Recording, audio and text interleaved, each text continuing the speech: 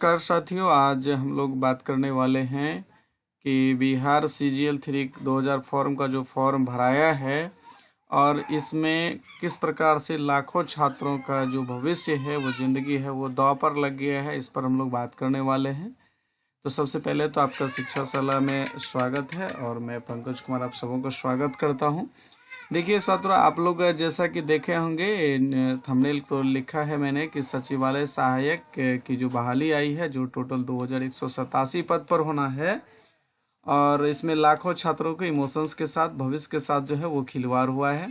तो इसको देख करके आपको लगा होगा कि कहीं मेरे साथ भी तो ऐसा नहीं हुआ। तो देखिए, आप शुरू से अंत तक जरूर देखिएगा, क्योंकि थोड़ा सा लग सकता है आपको, क्योंकि मैं जो भी दिखाने वाला हूँ वो पूरा प्रमाण के साथ दिखाने वाला हूँ। तो आप लोग इस वीडियो को शुरू से अंत तक जरूर देखिएगा। देखिए इसमें हुआ क्या है एक्चुअली, इसको हम लोग देखने का प्रयास करते हैं। जैसा कि आप लोग जान रहे हैं कि इसके लिए जो है, यहाँ देखिए नोटिस में हम लोग देख रहे हैं कि 14 अप्रैल 2022 को इसके लिए विज्ञापन जारी की गई थी, 1/2022 को। यहाँ पर सारा निर्देश दिया गया था, click here to view detail advertisements, इसके लिए डिटेल दिया गया। यहाँ पर जो है आप देखिए कि एम्प्लॉयमेंट नोटिस में ये सारा चीज़ दिया गया है।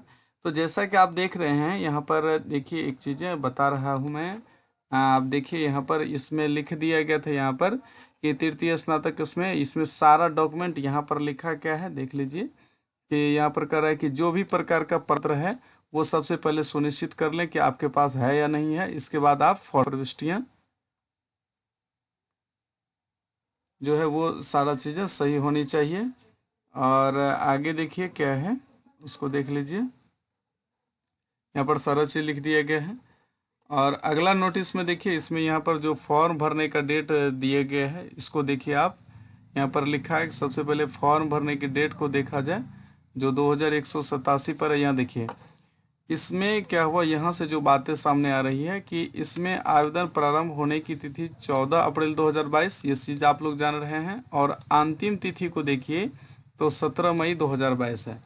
अब इसमें क्या हुआ, यहाँ कैसे छात्रों के साथ देखिए हेरा फेरी होता है, परेशानी होती है। इस बात को समझने का प्रयास कीजिए कि बहुत सारे छात्रों ने क्या किए, ऑनलाइन आवेदन की जब प्रक्रियाएं शुरू हुई, यानी 6 अप्रैल को नोटिस जारी हुआ, इसके बाद पेपर बनाने में लग गए नोटिस देख करके। ठीक है, बहुत सारे छात्रों का ये 17 अप्रैल तक पेपर नहीं बन पाया। अब मामला ये था कि कहना है कि जो जनरल कैटेगरी के छात्र थे उनको तो कम से कम निवास प्रमाण पत्र की ज़रूरत थी, आवास प्रमाण पत्र, रेसिडेंशियल सर्टिफिकेट, उसके लिए।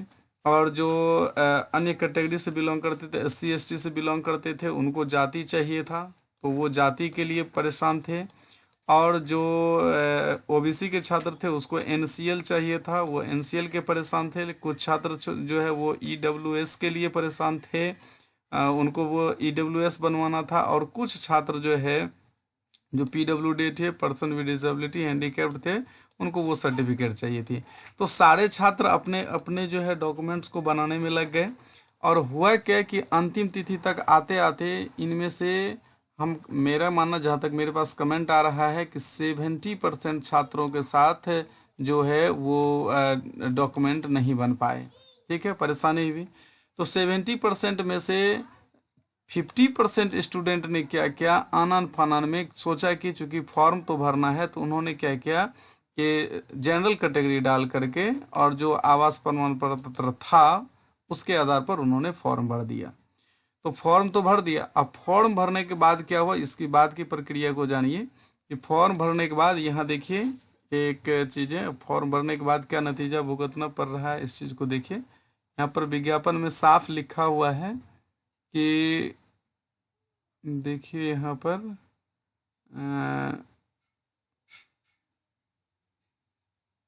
यहाँ देखिए, आगे हम दिखाने का प्रयास कर रहे हैं। भीड़ थी, उसमें लिखा हुआ है कि एक छात्र को एक ही जो है वो फॉर्म भरना है।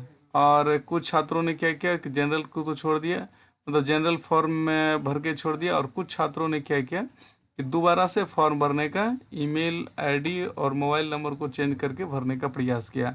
तो इस स्थिति में क्या हुआ, अब जरा आप भी सोच करके देख सकते हैं। आयोग ने लिखा है साफ तौर पर कि एक अभ्यर्थी जो है वो एक बार ही फॉर्म भर सकता है, और अगर वो दोबारा भरता है तो उसका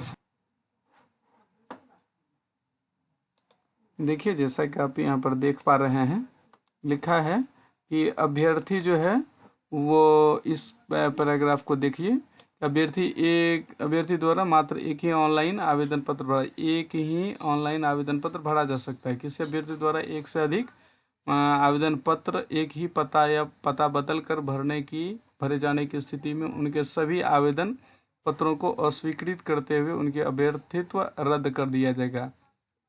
अब सोच के देखिए कि छात्रों के साथ ये भी परेशानी भी। पहला तो उन्होंने क्या किया कि आयोग के दबाव में आकर के, क्योंकि आयोग ने साफ लिख दिया कि जब आपके पास पेपर रहेगा तो ही आप फॉर्म भर सकेंगे, अगर पेपर नहीं है तो आप फॉर्म नहीं भर सकेंगे।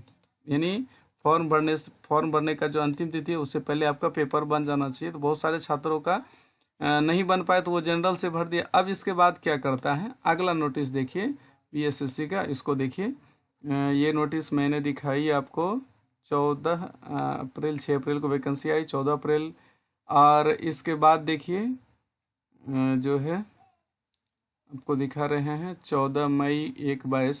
हाँ, यहाँ देखिए लिखा है कि ऑनलाइन आवेदन समर्पित करके अंतिम तिथि को विस्तारित करने के समय। अब क्या करता है, इसके बाद जो है जो डेट था 14 अप्रैल, ये देखिए 14 मई, इसको क्या किया, उस दिन लेटर निकाला और लेटर में लिख दिया कि फॉर्म भरने का जो डेट उसको एक्सटेंड किया गया, यानी बढ़ा दिया गया। देखिए यहाँ पर लिख दिया है कि हित में रखते हुए, अब कितना हित में है यहाँ देखिए, व्यापक हित को देखते हुए क्या क्या फॉर्म को 1 जून तक कर दिया, यानी 30 मई तक फॉर्म भरना है।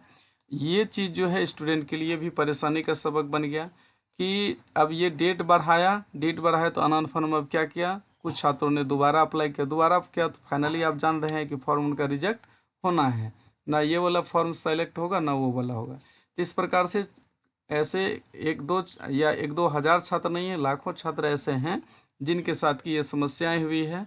और कहीं न कहीं इसके लिए अगर जिम्मेवार माना जाए तो आयोग जिम्मेवार है, छात्र बहुत ज़्यादा जिम्मेवार इसमें नहीं है, क्योंकि ये उल्टा पुल्टा विज्ञापन में नोटिस जारी करना, साथ ही 100 तरह का जो शक पैदा करने वाले, संशय पैदा करने वाली बात है, ये आयोग ने खुद किया विज्ञापन में नोटिस डाल करके समय पर। अब आगे की सूचनाओं को कुछ देखिए, जिसमें कि आप ये भी देखेंगे, इसके बाद वाली सूचना को देख सकते हैं आप कि क्या हुआ कि समय समय पर जो भी चीज़ें कहीं मिस्टेक हुई जोड़ने में, घटाने में, ये सारी चीज़ उन्होंने करते रहा। और अंत में अब जब फॉर्म भरने का डेट क्लोज हो गया है, अब कुछ इसमें हज़ारों लाखों ऐसे छात्र हैं जिनका फॉर्म भरने में गलती हो गई है, अब उनको एडिटिंग का ऑप्शन नहीं दिया जा रहा है। तो अब बताइए कि ये कहाँ तक स्टूडेंट के लिए इंसाफ वाला काम हो रहा है, कहाँ तक आयोग ने अच्छा कार्य कर रहा है। कम से कम एडिट का तो अब ऑप्शन दिया जाना चाहिए, क्योंकि जिस छात्रों के साथ गलती हो चुकी है फॉर्म भरने में, उसको सुधारने का एक मौका मिलना चाहिए। तो अब तक नहीं दिया गया है, हालांकि 1-2 दिन और देखा जा रहा है, फिर छात्र लोग जो है संगठित हो रहे हैं और निश्चित रूप से जो है एक ज़बरदस्त प्रोटेस्ट आयोग के सामने स्टूडेंट लोग करेंगे। क्यों? क्योंकि स्टूडेंट लोग मजबूर हैं और आयोग को इस पर निश्चित रूप से सोचना चाहिए। नहीं सोचेंगे तो स्टूडेंट अपने अधिकार के लिए, अपने हक के लिए जो है, अपने भविष्य के लिए कुछ भी कर सकता है। क्योंकि 8 साल बाद ये बहाली आई है, बहुत सारे छात्रों का तो एज एक्सपायर करेगा और बहुत सारे छात्र जो हैं वो आने वाली वैकेंसी कब आएगी ये पता नहीं, और फॉर्म भर पाएंगे या नहीं इसकी भी कोई गारंटी नहीं है। लेकिन ये जो फॉर्म भरा है, अगर इसमें मामूली सी त्रुटि भी है तो इसमें सुधार करने का एक ऑप्शन दिया जाना चाहिए। तो साथियों, इस वीडियोज़ में इतना ही। उम्मीद करते हैं कि सारी जानकारी आपको पसंद आई होगी। अगर पसंद आई है तो शिक्षा सलाह चैनल को सब्सक्राइब जरूर कर दीजिएगा, क्योंकि बीएसएससी से रिलेटेड पल पल का अपडेट हम लाते रहते हैं आप सबों के लिए। और आप लोगों का प्यार सब